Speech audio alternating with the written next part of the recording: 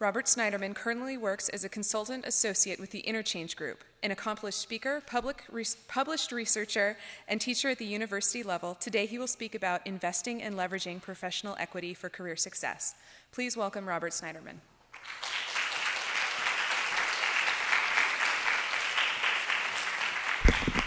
Thank you. Two things off the bat. I'm going to be talking about leveraging professional equity from the point of view of generational differences, which it doesn't state, but that's what I'm prepared to talk about. So it will tie together. Before we get started, how many of you were born before, on or after 1981? Okay. And how many of you were born on or after 1963? Okay, you're about equal. Okay.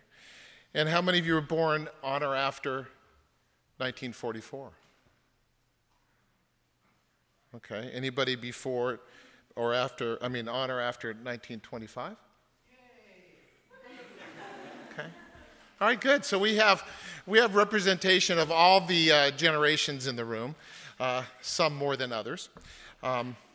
And it was interesting when the Interchange Group was approached. I'm used to talking to groups who are older or in older generations and talking to them about how to deal with younger people in the workplace. So when I first started thinking about this talk, I was thinking, oh, okay, I can do that. That's something I do all the time.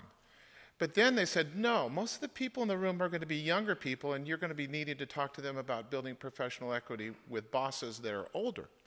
And I said, oh, okay. So that's a little bit different. So I'm doing my talk in reverse sort of today. So let's get started.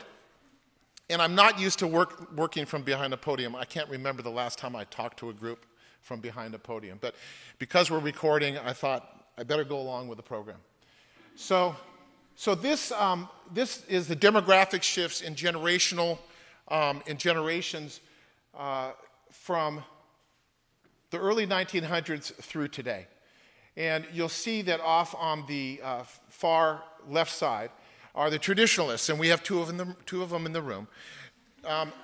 Traditionalists are probably most of your grandparents or great-grandparents, depending on if you're younger.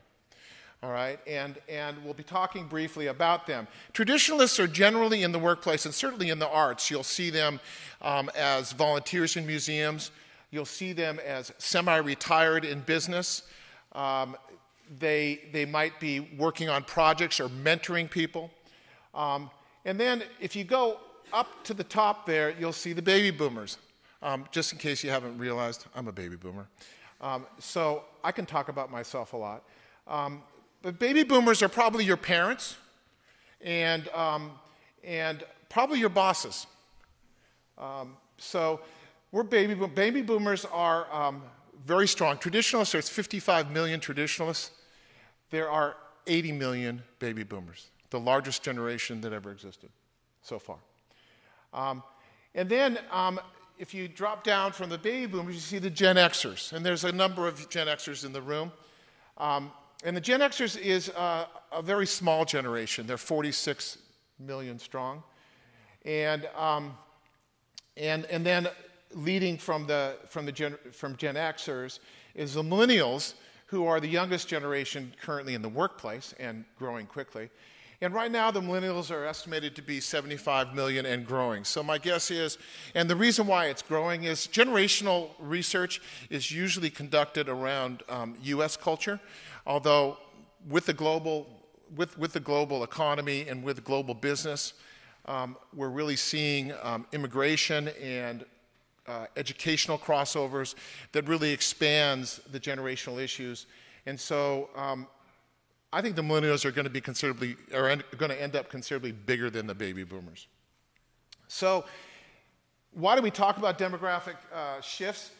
Well, in the world of business and nonprofits, which I'm going to interchange business and nonprofits because it's all about offering your services and being able to continue offering your services. So So I will use, whether I'm talking about business, it's either nonprofit or for-profit. They're very much the same things driving them.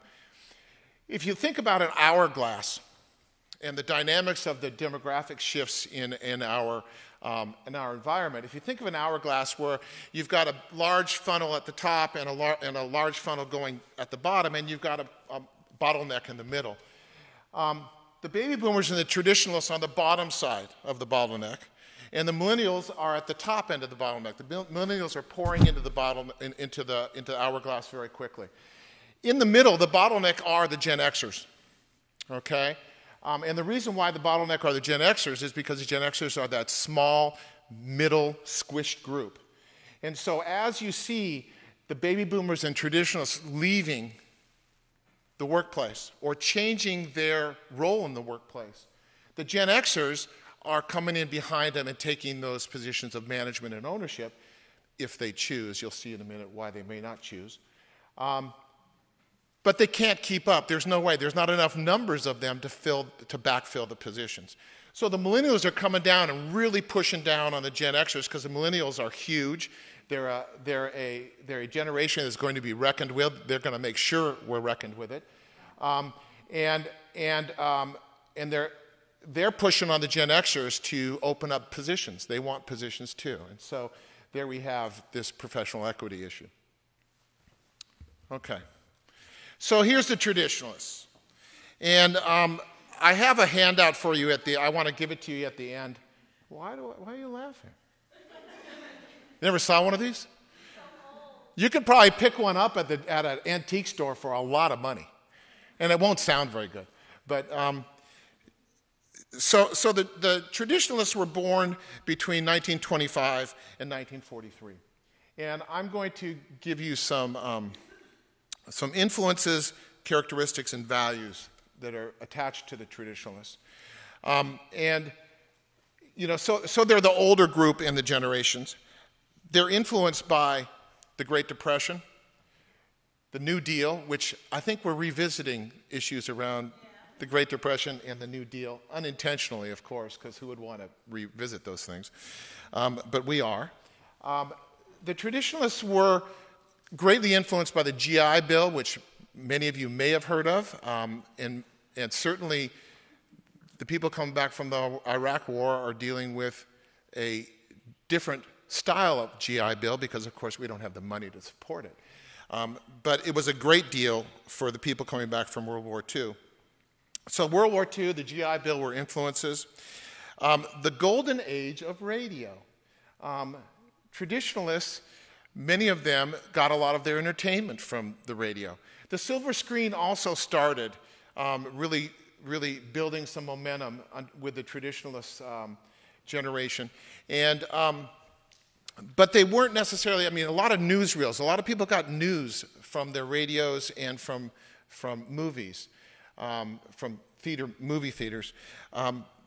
You know, but the radio was really the communication tool that was most available to traditionalists. The characteristics of traditionalists are loyalty. They're very patriotic. They tend to be financially conservative because of the influence of the Depression. Most of the people born in the traditional generation were born during the Depression or were kids during the Depression, so they know the struggles of their parents and they know the struggles of financial issues. So they tend to continue to be very financially conservative.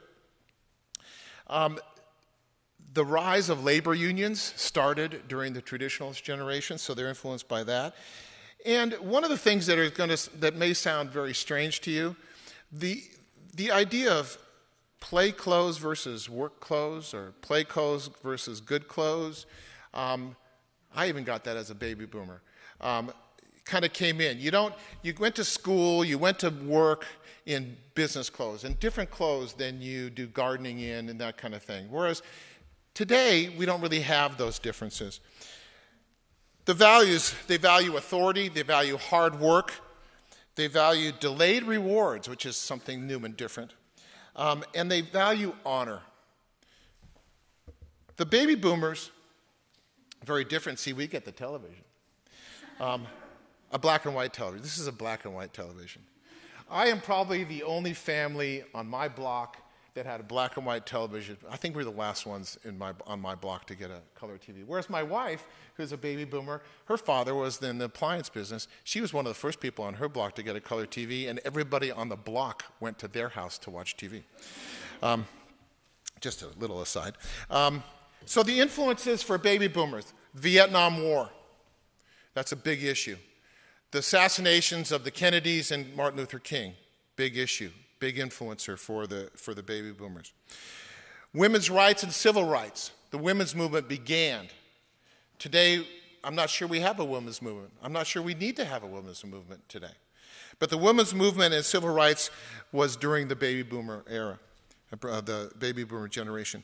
TV took off, rock and roll, radio, different generation of radio. And one of the things that I'm not sure that the influence was particularly good was credit cards started. Traditionalists very commonly use cash to pay for everything. Baby boomers started using credit cards. That got us in trouble. Baby boomers are very competitive. They're very politically astute. They challenge authority. I don't know if you heard about this, but the anti-war protests during the Vietnam War, that's kind of an example of challenging authority. And they're liberal spenders. Their value is professional identity. I was doing a generational issues talk with a law collaborative, and one of the individuals that was in the group was a Gen Xer, and he said, you know, the thing I hate about baby boomers, he was very upfront about what he hated and what he didn't. But that was okay. I didn't mind. I'm willing to take pot shots. So he said, you know, when you get introduced to a baby boomer, they always say, you know, hi, I'm Bob. I'm a business consultant. Or, hi, I'm Bob. I'm a lawyer.